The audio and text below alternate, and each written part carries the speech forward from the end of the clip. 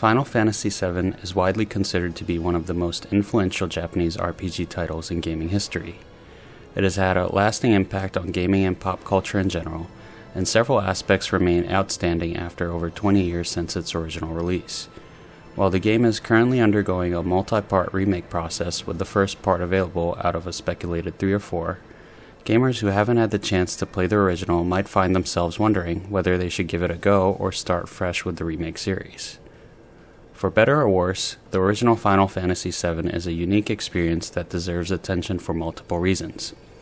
The strongest attribute that stands out is the story, but even more so the way the story is told. The adventure begins with ex-corporate militia member Cloud on a mission to stop his former employer Shinra Company from extracting the planet's natural resources. He initially joins forces with an eco-terrorist group called Avalanche as a mercenary, but eventually learns that the planet is in more imminent danger than he originally thought. The world is set in a unique mixture of fantasy and futuristic dystopia where magic and advanced industry coexist. The main themes are as significant today as they were when the game originally released, as the game questions corporate power and the impact it has on the environment and society.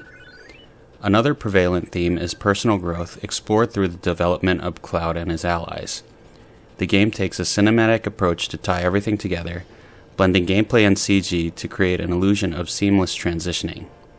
The map design also helps with this illusion, with intentional artistic compositions that make the field maps look like paintings. This artistic approach was revolutionary at the time, but it doesn't always translate well into satisfying gameplay. The field maps are pretty to look at, but can be difficult to navigate through sometimes. Other than exploration and storytelling, the game focuses mainly on battles. Apart from leveling up the character and purchasing better equipment, the player can also customize character abilities through the materia system. Every ability is represented by a stone called materia, and characters can use any ability as long as they have the corresponding materia attached to their equipment. Battles consist of random encounters and boss battles with inconsistent difficulty that are played out with a hybrid turn-based system called active time battle. Characters and enemies each can perform actions when their turn gauge fills in real time. Different enemy types have different characteristics and can defeat Cloud's party if the player isn't careful. There's no autosave, so the player should save as frequently as possible to not accidentally lose hours of progress. Final Fantasy VII experiments with numerous minigames to diversify gameplay to varying degrees of success. Many of them are simple enough, but some of the more involved ones can be frustrating and distracting. The graphics cannot be considered good by current standards. The textures and polygons are rough all around, and the resolution is low. Effects can be interesting to see once or twice, but can start to feel tedious after multiple random encounters. The sound quality also isn't particularly outstanding, but the soundtrack is full of memorable melodies that express a full spectrum of emotions.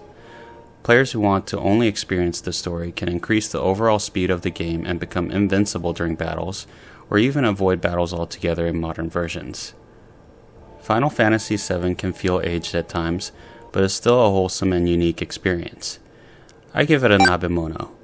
It's classic, wholesome, and has all kinds of ingredients. Thank you for watching this video, and don't forget to like and subscribe if you'd like to see more. Peace.